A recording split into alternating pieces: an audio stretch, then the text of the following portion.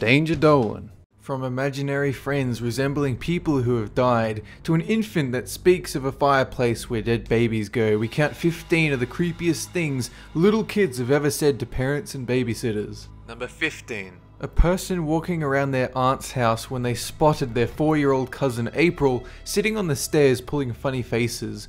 When she was asked, April mentioned she was copying the lady with the braid, pointing towards a beam running parallel to the stairs, pulling invisible faces.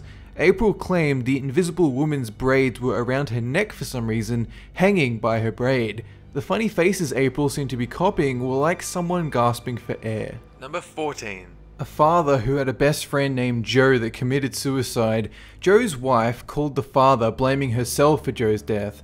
The dad consoled her and reminded her that Joe loved her very much, and that she was surely not to blame. He hung up the phone and checked on his kids who were fast asleep.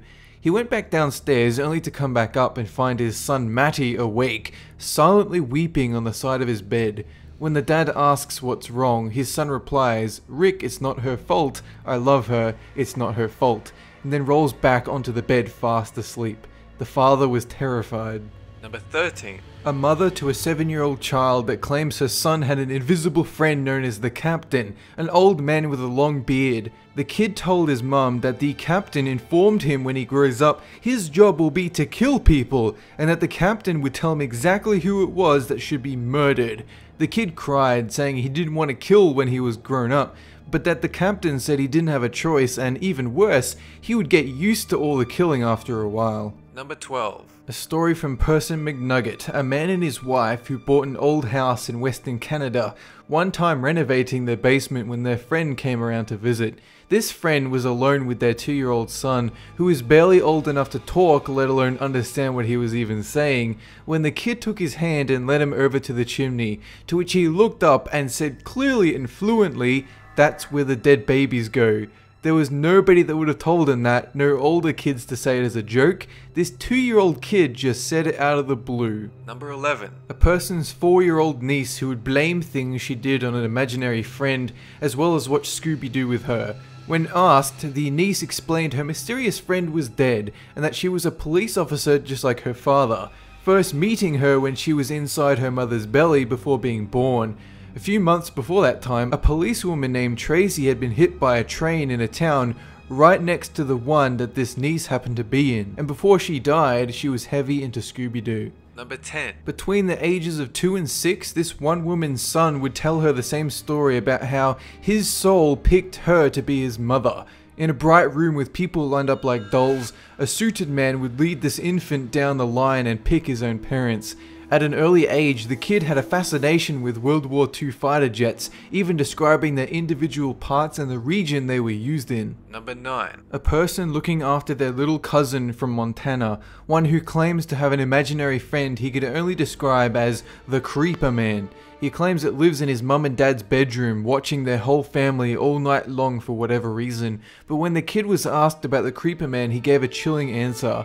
When asked what he looks like, the kid merely mentioned, "Oh, he doesn't have a face." Number 8. A story from Rachel Says, a woman with a 3-year-old son who would turn to her and say, "Mummy, the very big man with big yellow eyes is looking at you."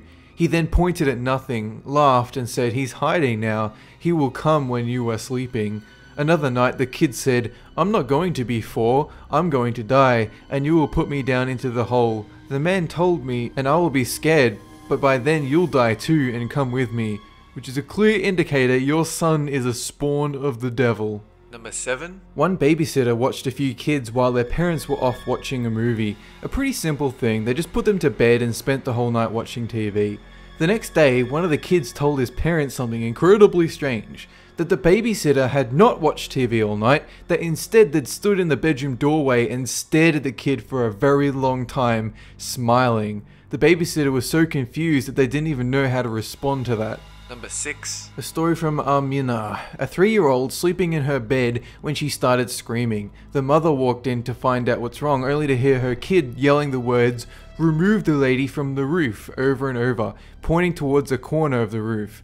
Not too long after, while flicking through some photos, the mother found a picture of her own mother who died when she was young, and when her 3-year-old kid saw the photo, she flipped out. Despite never seeing her grandma before, she pointed directly at her and said she was the lady on the roof. Number 5. A story from Universe Hopper, a child with the recurring dream of living with a different family to their own, vivid memories of a different mother. When the child told her actual mother about the dream, she reveals the day she gave birth. A mysterious woman was cradling the baby in her arms, and when she spotted the mother, she put the baby down and ran off.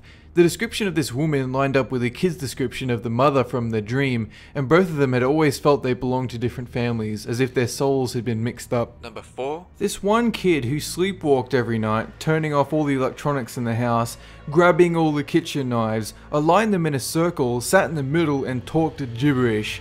When their dad tried to get them out of the circle, this kid would pick up a knife and shout, "He will get you," until he backed away, and then continue to sit there for 30 minutes. The next day, when asked about what happened, the kid spoke of a nightmare about this man dressed in all black with fire red light behind him, speaking of awful things and how it was him doing it. Number 3. A story from Joy Sprite, a mother with a 3-year-old daughter, who turned around one day to say, "Don't you remember, Mummy? Before, when you were the daughter and I was the mother, they came and chopped all our heads off. Chop chop, the whole village."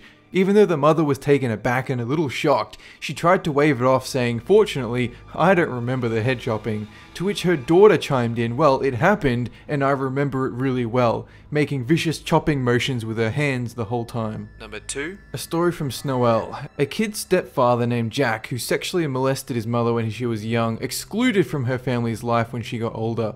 The kid didn't know any of this, and Jack died with the mother getting informed by telephone that day. The kid walked into the living room to say, "He's screaming in my room and won't stop." When she asked who was screaming, the kid said the name Jack, and that he won't stop screaming that he's in hell. She asked her kid to describe this Jack, which they did, even down to the hospital gown Jack wore when he died. Number 1. Story from Sheldon 711. The author's 6-year-old cousin who lost their grandfather to a robbery at the convenience store he ran, when the armed robber pulled out a gun and shot him. To lessen the blow, the cousin's mother told her that the grandpa had passed away in his sleep and that he was in heaven now, to which the little girl replied, "Are you sure he wasn't shot?" Which her mother denied, and the girl explained, "Because I heard gunshots in my dream last night."